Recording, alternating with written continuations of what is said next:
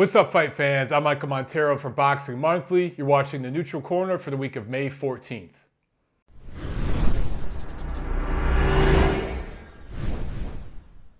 All right, so we had a big boxing weekend last weekend in the United States, specifically in Las Vegas and abroad. We're gonna get right into it in a few minutes. First, let's hit some quick news and notes. All right, so obviously the big event last weekend was the Canelo-Khan pay-per-view. I'm gonna talk about it real briefly here, just some news related to that, and then we'll get into detail obviously later in the episode. But the WBC has mandated a 15-day negotiation period. That started Monday the 9th between Golden Boy Promotions and K2 Promotions. Obviously, you guys know Canelo, the WBC middleweight title holder, and Golovkin is the interim title holder for the WBC. So they have 15 days, and then the 24th, they go into a purse bid hearing. Now, I'm gonna do a video that breaks down all the back and forth and all the details of the information you need in that situation. I'll do that video separately later this week. Real quick, the attendance for that card, 16,540 at that brand new T-Mobile Arena. That arena seats about 20,000, so that was about 80% full, but a lot of that was discounted tickets in the last couple weeks up to the fight.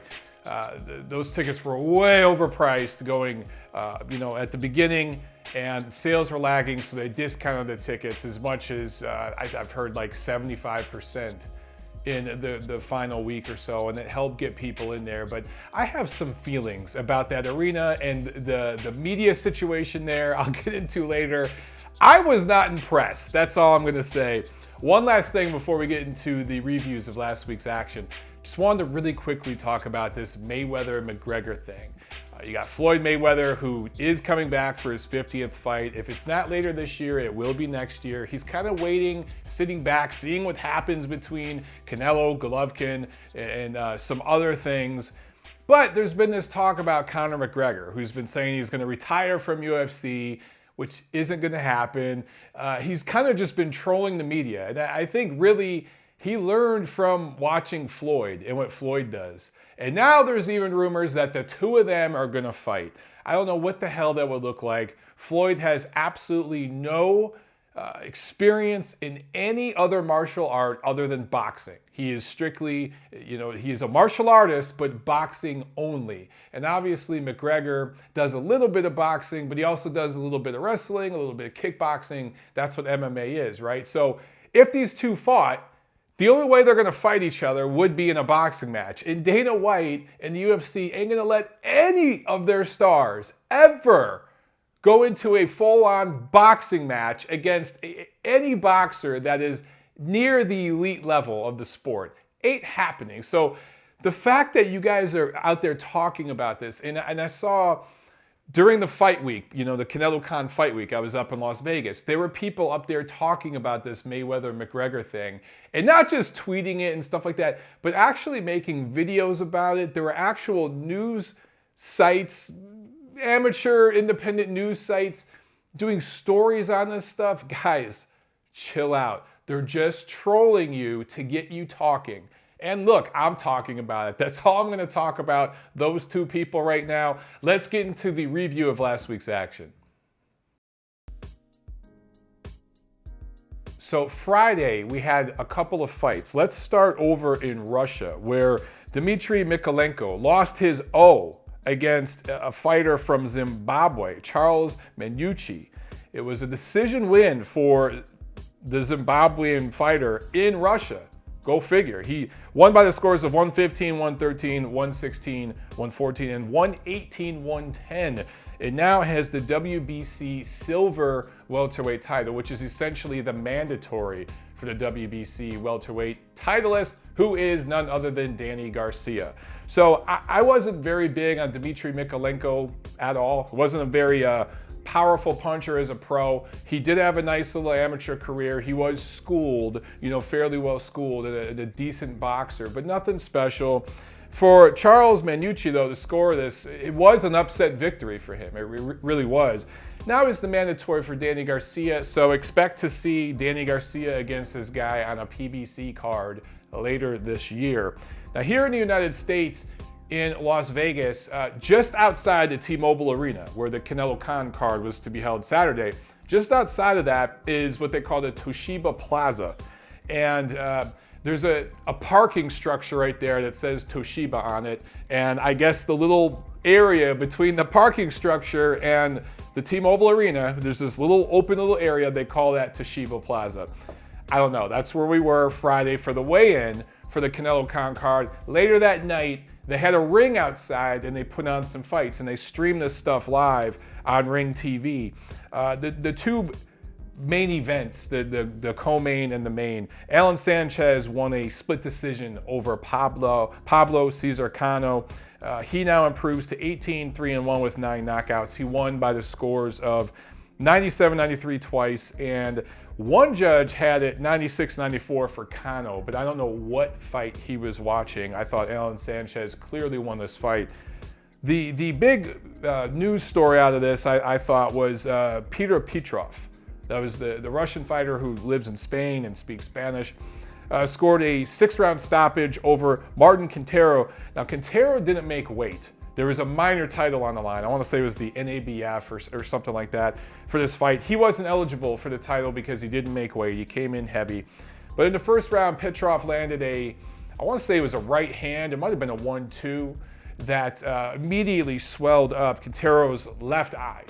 And from the first round on, that eye just continued to swell. It was almost shut.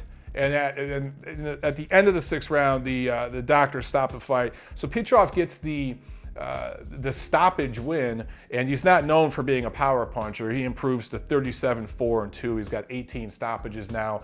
The guys, again, I think I talked about this in last week's episode, but Petrov won the Boxino tournament, I believe in 2014. With this win, on a Golden Boy event and everything else with his Boxino success before and his experience, you figure he's got to be in line for a title shot at some point this year. That's why I think that was a significant win, because I think we'll see him going after one of the lightweight titles later this year. But that was all the action Friday night. It was really, really cool that Golden Boy is starting to stream these fights now, and they've streamed a couple of free events. Of course, they always do the LA Fight Club ones, right? But this was separate. This was a separate kind of thing, and it was interesting because it was outside. It was almost disastrous because it was just a chilly, gray, rainy weekend in Las Vegas, which really sucked. I was not prepared for that. But the weigh-in earlier that day had a really, really good atmosphere. There had to be at least 1,000 fans out there. I mean, probably more than that. Just, it was hard for me to see, but you got the stage where the fighters are weighing in, and then us in press row, and then behind us were all the photographers. And then to both sides of the stage, just filled with hundreds of fans. There's a good British fan contingency, obviously a big Mexican fan contingency, and it kind of started to sprinkle a little bit while they were streaming those weigh-ins. It almost turned into a disaster, but it held up, and the fans, for their part, they didn't leave. They were out there hanging out in that plaza. There's places where you can eat and drink, and they just kind of hung out until the fight started a few hours later. So it was a pretty cool event. It was kind of almost like a pregame tailgate to prepare for tomorrow, or for Saturday, which was tomorrow at that time. You know what the hell I'm saying. Let's get into the Saturday fights. So the untelevised portion of the Canelo-Khan pay-per-view featured 2 fights that, well, there was more fights, but 2 of them were streamed again on Ring TV and I think goldenboy.com, and there was another site that was streaming them. And I thought Diego De La Hoya, who got a win in those undercard fights, looked really, really good. He showed some improvement. Jason Quigley got a win as well, but Jason Quigley didn't look very good. I think that Quigley needs to work on some things and iron some things out. He's got potential, but I just don't know at this point if he's anywhere close to contending. They need to pull back the brakes a little bit and start to build him up a little bit better. He got some rounds in though, and that was good for him. Now he's got some footage he can watch. If you think about it, a year or 2 ago, people were saying the same thing about Diego De La Hoya, that it was just his name and everything, but he's really picked up some things and they've built him up right. So let's see if Golden Boy can do that with Quigley, because he looks shaky to me. And there's just some things he needs to iron out. But the first fight of the pay-per-view card, Curtis Stevens against Patrick Teixeira. Look, I was big on Teixeira because I've seen him up close and he throws a lot of punches.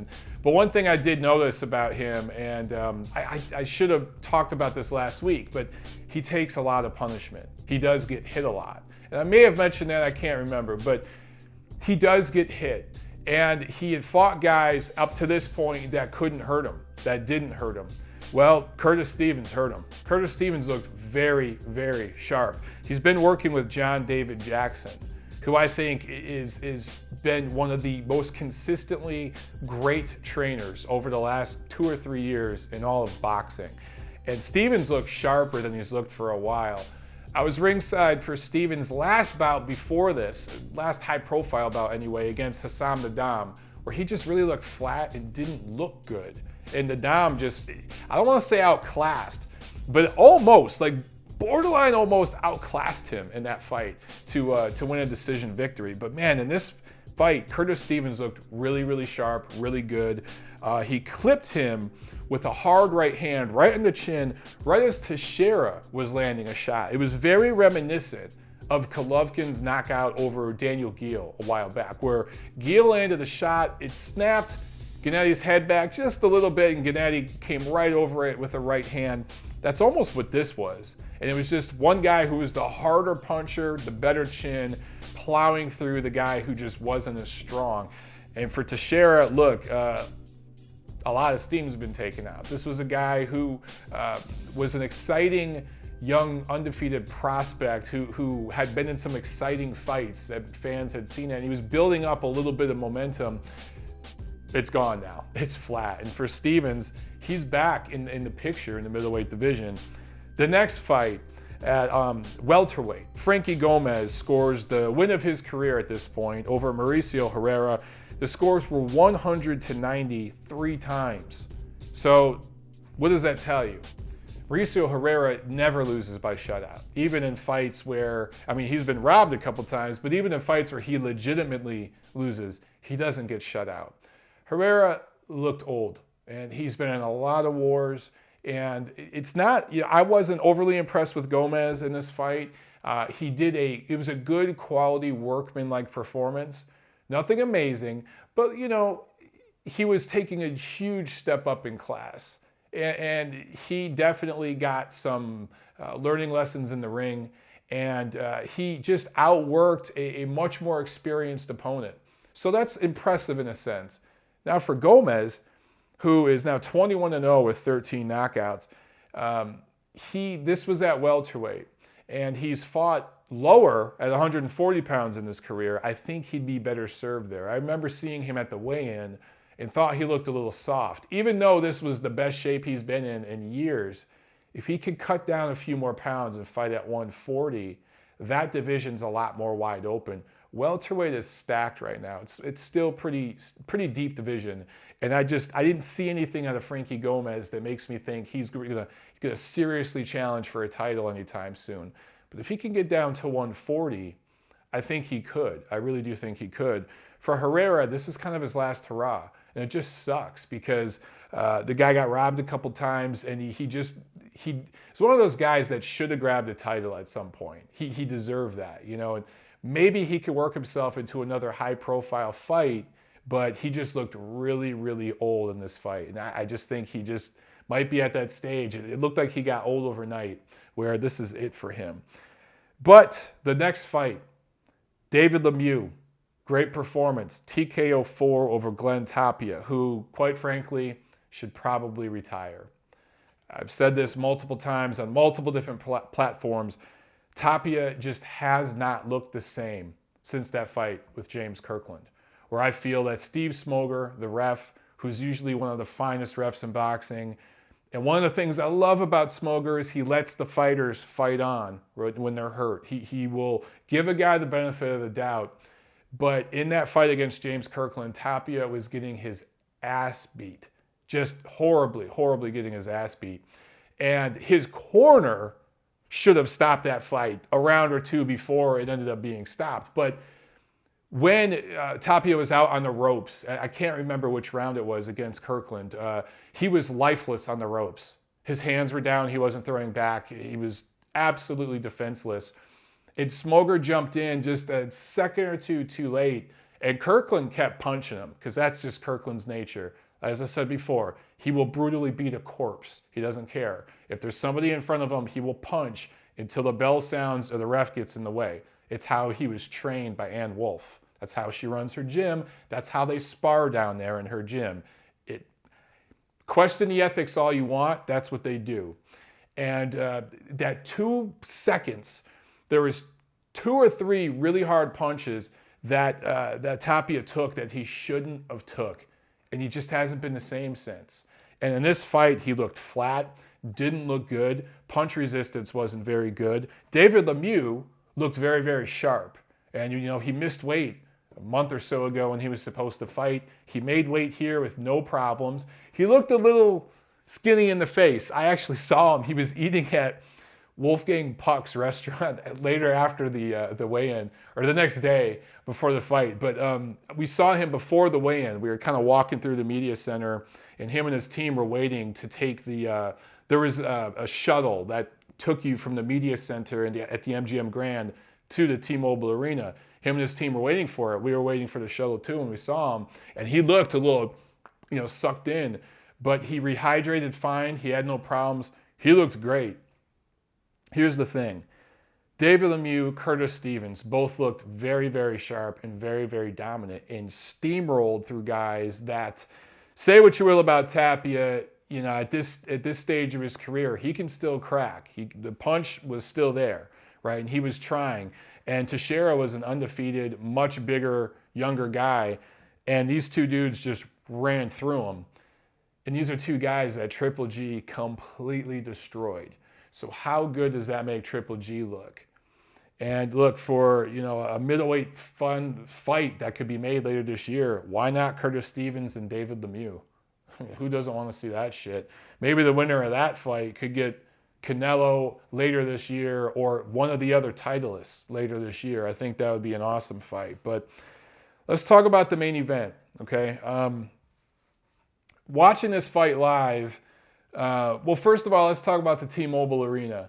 So as I mentioned just a second ago, right, you got the MGM Grand, and further down the strip, not too far, less than a mile down the strip, maybe half a mile, is this T-Mobile Arena.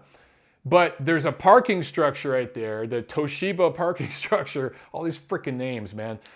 But, that's for fans, and they want to charge $20. So for media, what they wanted you to do is set up at the MGM Grand. That's where the media center was. There was no media center in the T-Mobile Arena.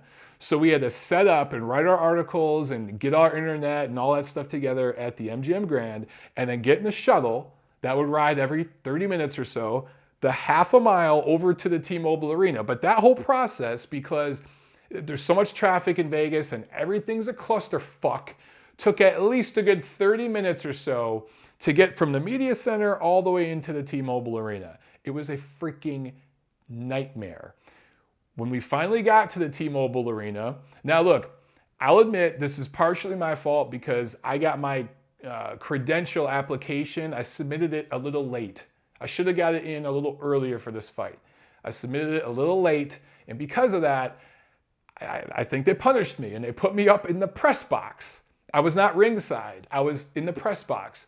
But I noticed that a lot of other people were up in the press box with me who are normally ringside. So perhaps they just didn't have the room down by the ring.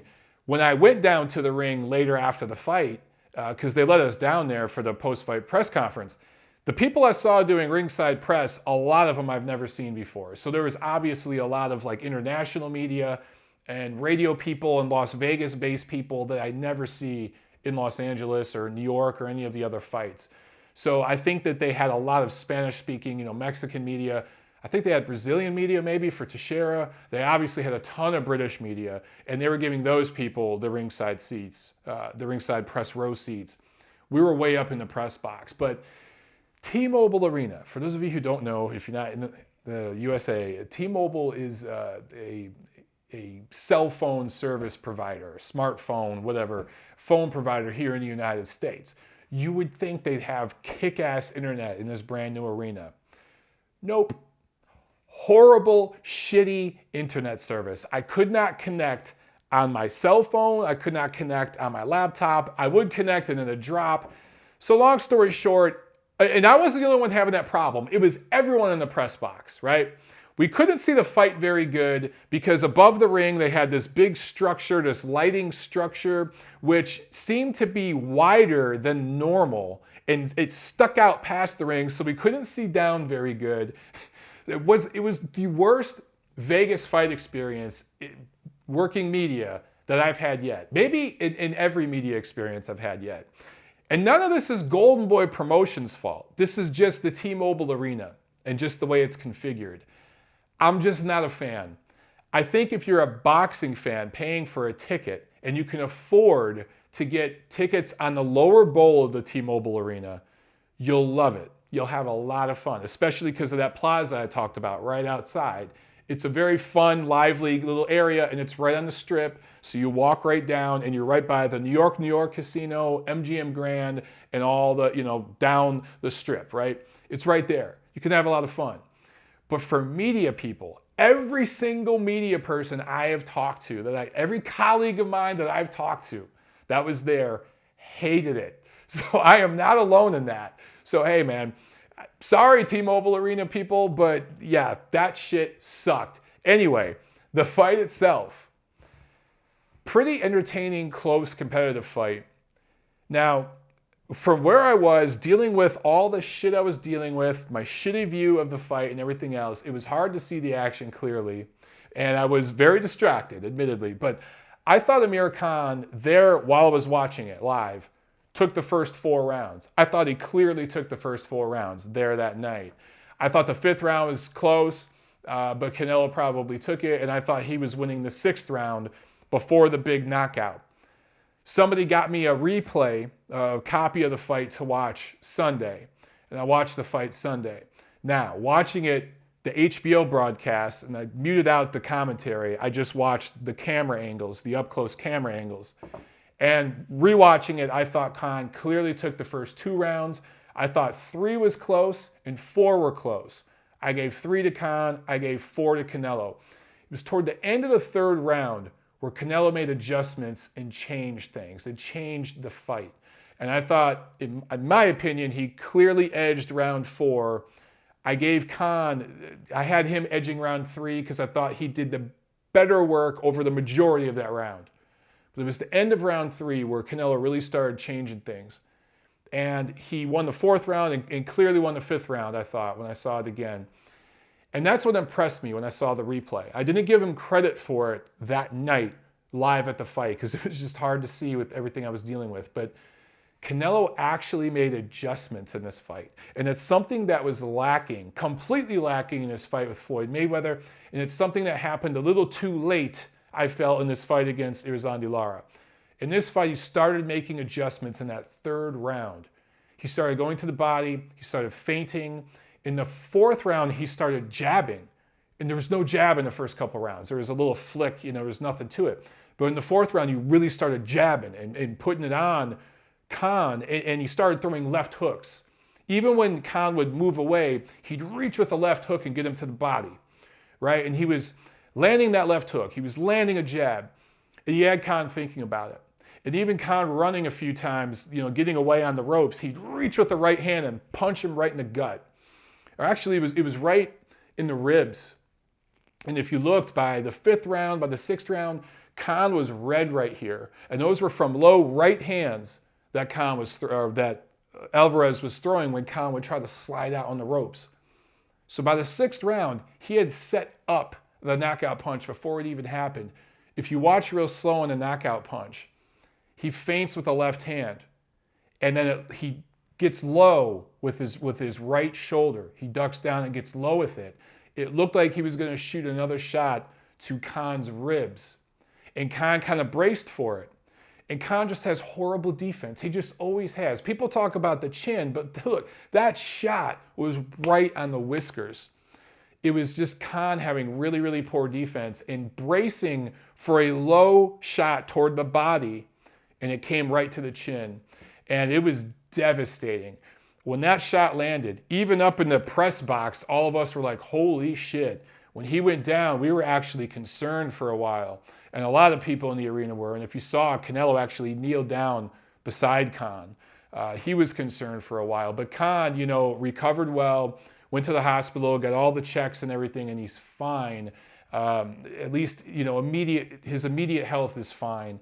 But, how much credit do you give Canelo for actually scoring the knockout against the guy who's been stopped before, against the guy who has shown chin issues, against a guy who's smaller, who's been stopped by lightweights? If you go back to his fight with Brothers Prescott years back, you can't give him any real credit for stopping him in that fashion. But I do give Canelo credit for setting up the shot and making adjustments. Yes, he's in there with a smaller guy. I gotcha. But he still had to show some boxing skill and some craft to set that shot up. It said a lot, in my opinion. He has learned some things. They have worked on some things. And against a naturally faster, more athletic fighter, he set up the punch, he timed him, and he got it. So really, really good knockout of the year, obviously, to this point for Canelo Alvarez. But what happens now? For Amir Khan, I think he should take the rest of this year off. There's no reason for him to fight at all in 2016. He made upwards of $13 million with the pay-per-view plus side, the foreign TV money and all that. He's at least getting $10 million, but upwards of $13 million from what I'm hearing. There's no reason for him to fight again this year. He worked to gain a lot of weight. He's going to have to work that weight off. I know he weighed in at 155. He wants to get down to 147. 8 pounds. It doesn't sound like a lot. But for a guy his size, his age, everything he's put his body through, it is a lot. Especially coming off a knockout like that, which was very, very brutal. So if I'm managing Amir Khan right now, if I'm advising him, hint, hint, wink, wink, Mr. Al Heyman, I'm telling him not to fight again this year. Take the year off. Come back next year and fight a guy who doesn't punch hard at 147. You got Amir Khan already in interviews this week saying he wants Manny Pacquiao. He wants Kell Brook, calling out Kell Brook. I don't know what it is with this guy. I admire him that he wants to fight the best, that he wants to get in there and he wants to challenge himself. I admire him, but at some point his team has to step in and save him from himself. Now, Amir Khan still has a lot of skills. Working with trainer Virgil Hunter hasn't improved anything, though. For all the skills he has huge, huge holes in his game, mainly defensively. He makes horrible mistakes. His feet move very fast, but his fundamentals with his footwork are still very, very poor. For a fighter as elite as he is, he might have the worst footwork in boxing for a fighter at that stage, at that level. He might have the worst defense for a fighter at his level in all of boxing. And I'm not trying to be a dick. It's just the reality. And because of those horrible flaws in his defense and his fundamentals, Khan's always going to get caught with punches. Always. He's always going to look good against fighters early with his speed. But the problem is Khan doesn't have a plan B, a plan C. He knows how to do one thing. He throws these brilliant combinations. It's the same kind of like thing you see all over the internet with people doing this crazy combinations with the focus mitts, right? The ba, ba, ba, ba, ba, ba, ba, ba, ba, and it looks so cool, right? But it's not how you win fights. The most you need is a 2 or 3 punch combination and then get the hell out and keep your balance. That's how you win boxing matches at the professional level. That's all you need. Khan doesn't know how to do that. He throws these 7-8 punch combinations and sticks his chin up. And once a fighter times him, bam! We saw Danny Garcia do it. Danny Garcia is not as athletic or as fast or as fluid as Amir Khan. He caught him. Marcos Maidana, who I still think is a slightly overrated fighter. He was just a guy who got 100% of himself because he worked so hard and was so mentally tough. But Wasn't a very athletic, skilled guy at all. Didn't throw straight punches, wasn't very fast. He caught Amir, right? Several guys have. We've seen this go time and time again. So look, Amir Khan, you did your country proud, you did yourself proud by taking that challenge. And I don't blame Amir Khan for calling out Canelo a little bit, and even trainer Virgil Hunter for calling out Canelo a little bit in a post-fight interview and saying, look, we stepped up to the plate and did our thing. Now you do it and fight Triple G, who was in the ring because Canelo invited him up there.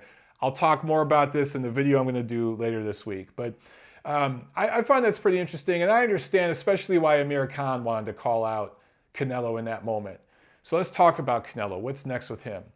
I talked about the 15-day thing with the WBC.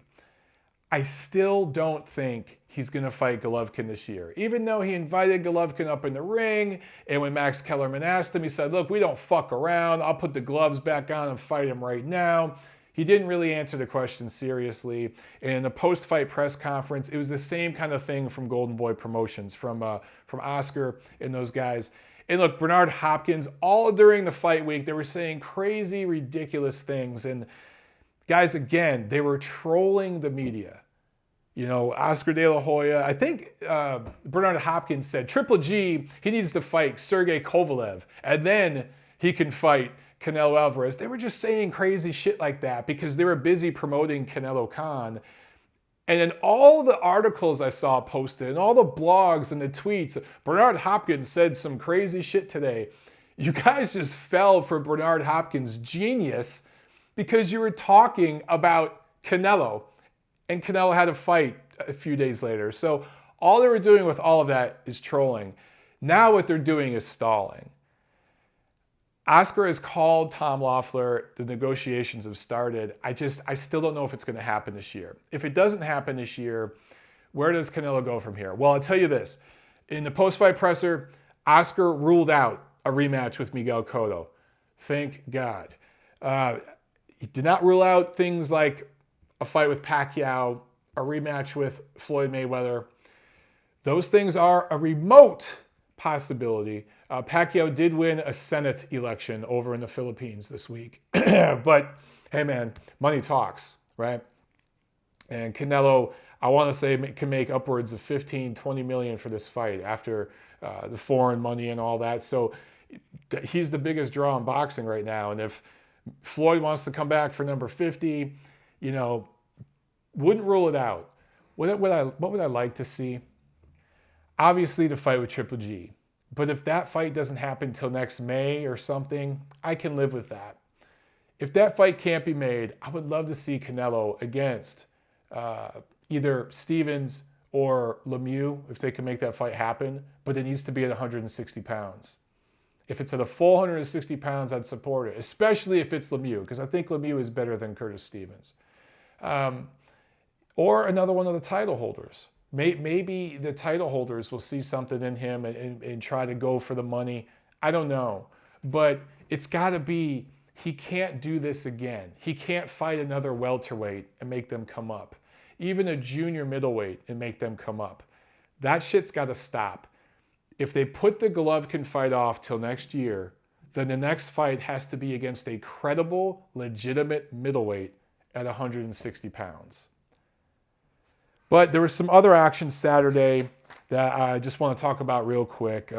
Japanese 115-pound titleist Naoya Inoue scored a unanimous decision over Mexican David Carmona. So he keeps rocking and rolling. That was his first fight of this year. Hopefully he gets more active. Hasn't been the most active fighter over the last year and a half.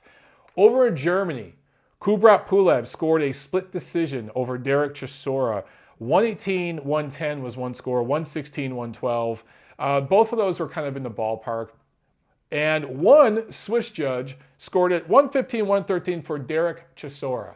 I have no idea what fight he was watching. That judge should be kicked out of boxing because that was the worst scorecard possibly of this year so far. But the performance of the weekend, I felt, and this is one I got to eat crow on, guys. In Manchester, Anthony Crolla scores a 7th round knockout over Ismael Barroso. It was a body shot. and this was his second successful defense of his WBA lightweight title. Crolla got his eye cut early in the fight. I want to say it was a headbutt. I don't remember for sure. And KOs him a few rounds later with the body shot, fighting with the cut. I thought that showed a lot of grit and determination. And he was winning the fight regardless. He was just beating Barroso to the punch. And I think this is by far the performance of his career. And look, I wasn't really a believer in him until this fight. I don't know. There was just something I just didn't see enough. And with this fight, I'm definitely a believer in him now. I think he's definitely one of the best lightweights in the world. And with this performance, look, why can't we get a unification between Crolla and Terry Flanagan, the WBO titleist? I think that would be a really, really good fight. Both guys have earned it. Be a natural big fight in the UK. So, look, I eat crow because last week I thought Barroso was going to score an upset special. Hey, man, I don't always get him right, you know? And when I get him wrong, boy, do I get him wrong. So, great performance from Crolla. And we definitely, we need to see him on American television.